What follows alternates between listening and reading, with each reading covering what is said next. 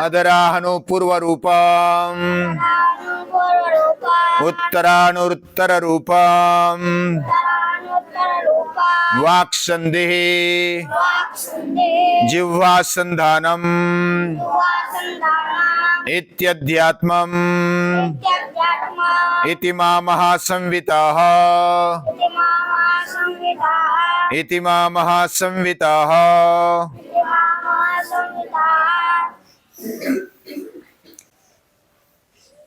वाणी यह महत्वपूर्ण है। हम जो बोलते हैं, शब्दोच्चार करते हैं, हमारे जीवन में, हमारे चरित्र में उसका बहुत महत्व है। वह शुद्ध होनी चाहिए, पवित्र होनी चाहिए और प्रेम भरी, दैवी और ओजस्वी, तेजस्वी होनी चाहिए।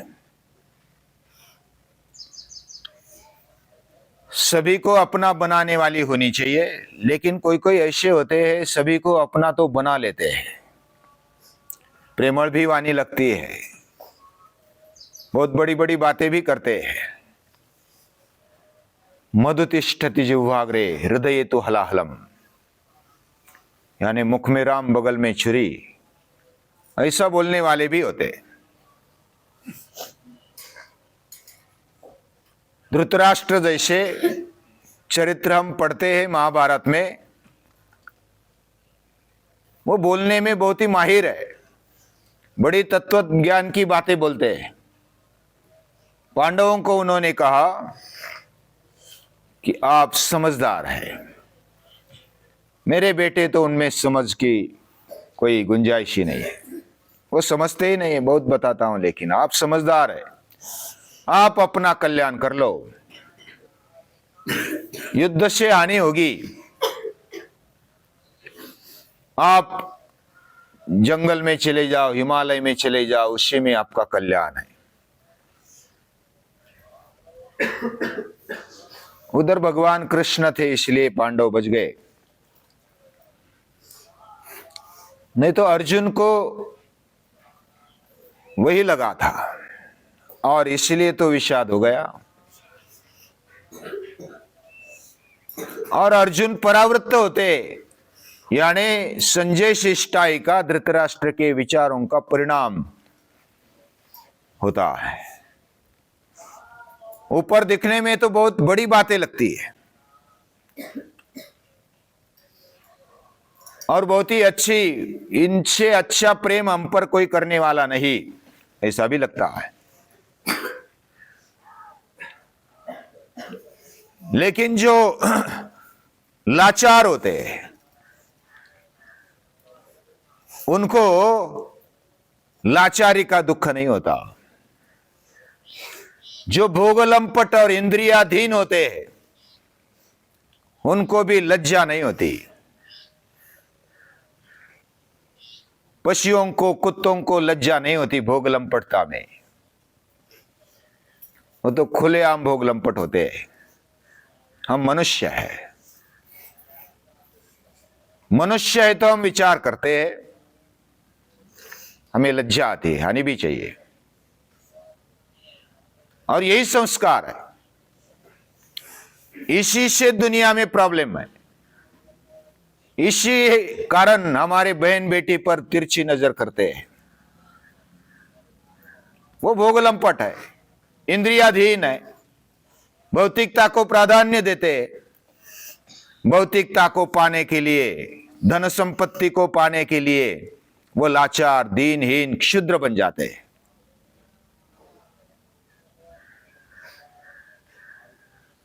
रस्किन नाम के एक विचारवंत हो गए, उस समय उन्होंने बहुत ही स्पष्ट कहा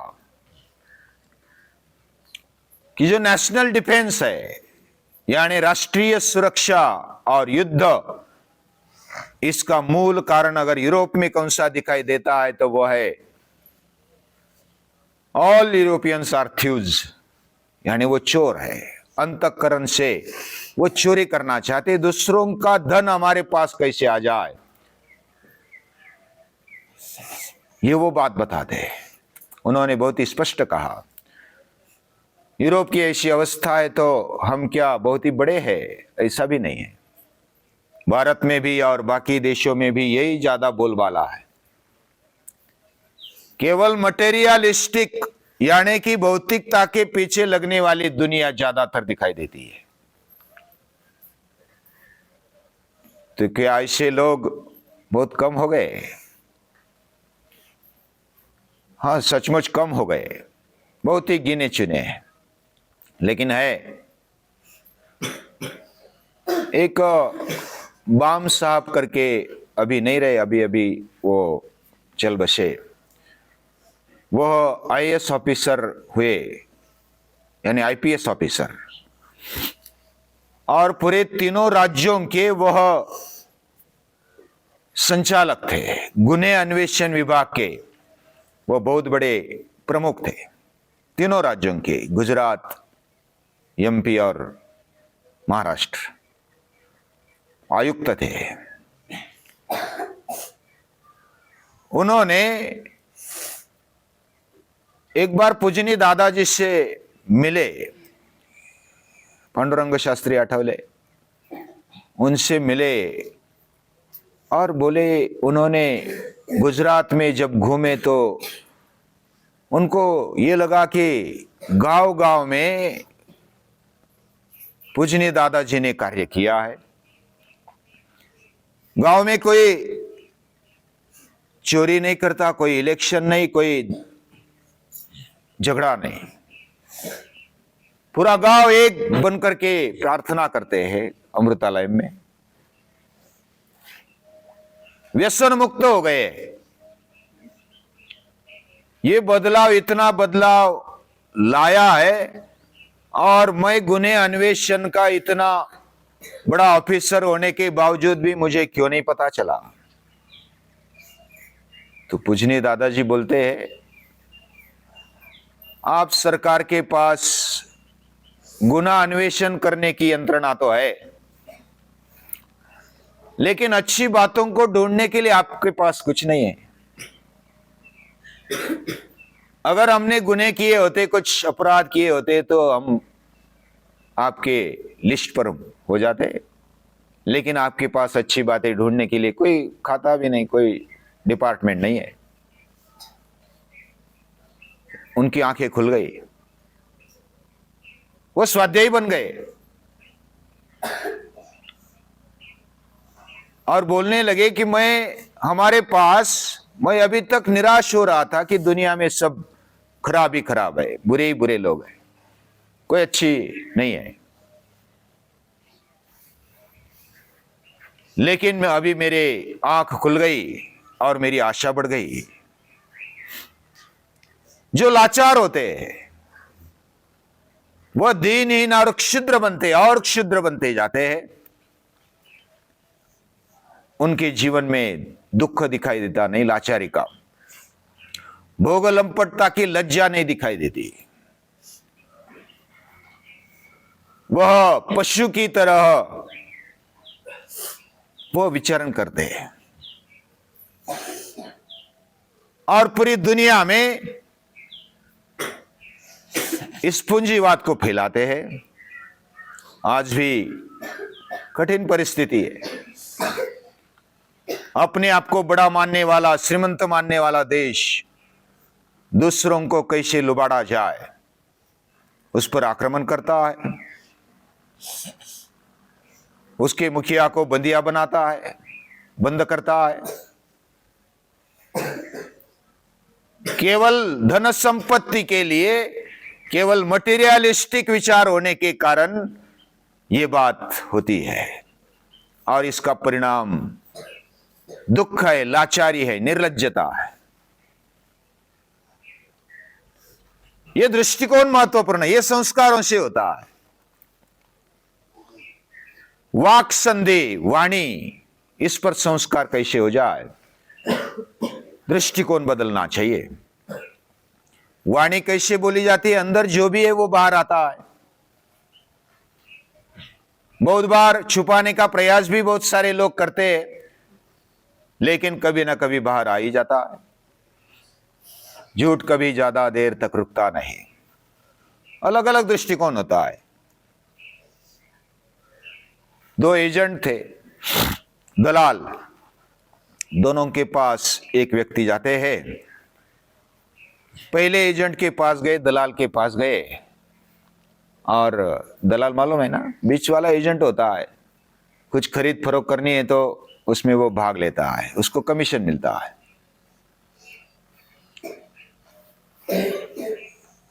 वह अपने क्रिया को बताता है कि ये दलाली का काम बहुत ही अच्छा नहीं है, इसमें लाचारी करनी पड़ती है, ये आपके जैसे का काम नहीं। मुख मीठा पग चुरचुरा, निर्लज्जा नर होए, नाक काट के पीछे धरे, उससे दलाली होए। अभी स्वार्थ के लिए, लाचारी के लिए, पैसों के लिए करना ही पड़ता है, क्या करेंगे। ऐसा बोलने वाला एक व्यक्ति मिला, दलाल मिला एक को। वो दूसरे दलाल के पास जाता है, उसके चेहरे पर तेज दिखाई देता है।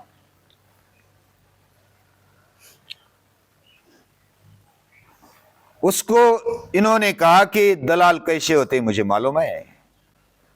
पहला जो दोहा बताया था वो बता दिया कि ये तो बहुत ही नाक काट कर पीछे धरे, उनको कोई लज्जा नहीं होती, उनको कोई दुख या तो ऐसा लाचार हो जाते हैं, क्षुद्र दीनहीन ऐसा जीवन जीते हैं। दृष्टिकोण ही ऐसा है तो क्या करेंगे।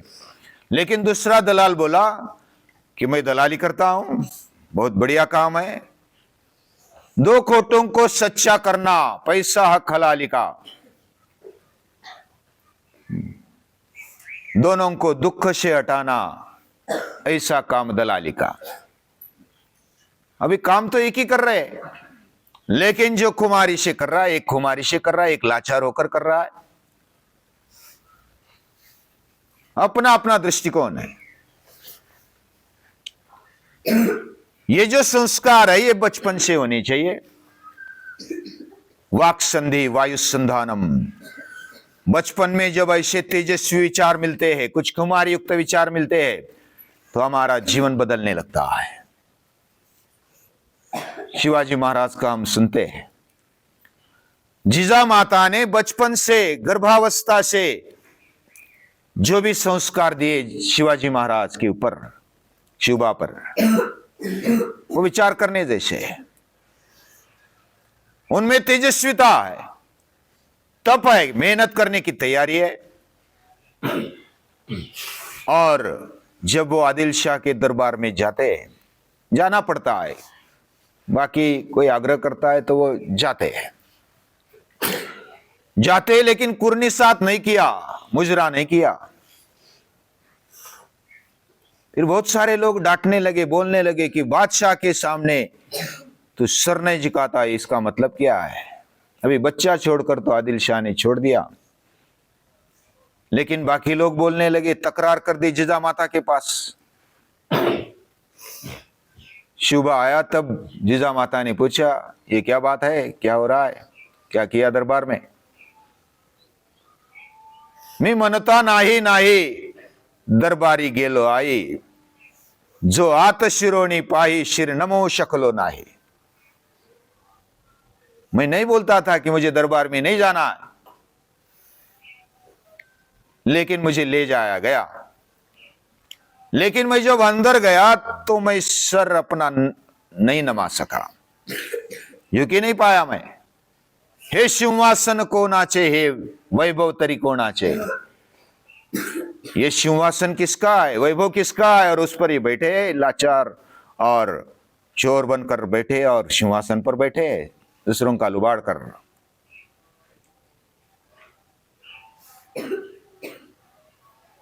मी राजभक्त हो कैसा, धर्माचा राजा नाही धर्म निष्ठ हो कैसा, देशाचा राजा नाही राजभक्त हो कैसा।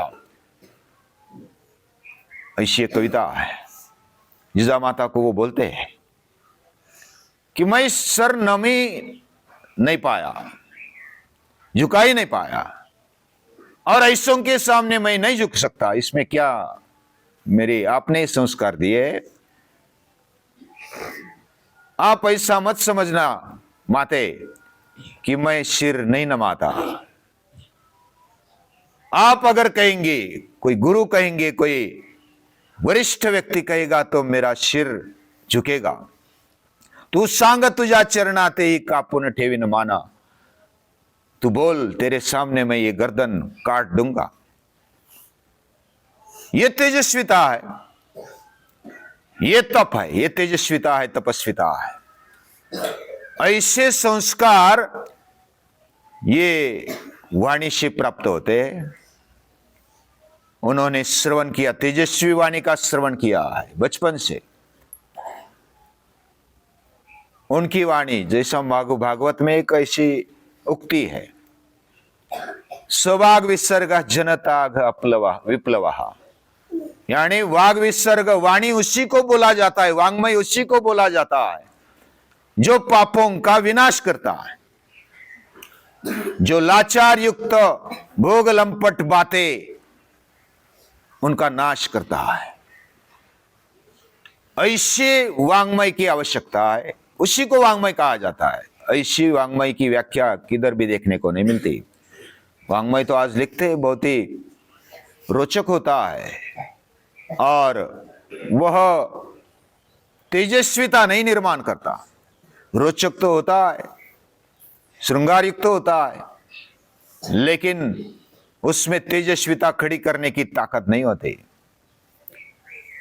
ये जो ऐसा वांग्मय है, उपनिषद हो, गीता हो, रामायण हो, महाभारत हो, बहुत सारा वांग्मय जो कवि कुलगुरु कालिदास, इनका नाम हम सुनते हैं, उनका वांग्मय भी तेजस्विता से भरा है।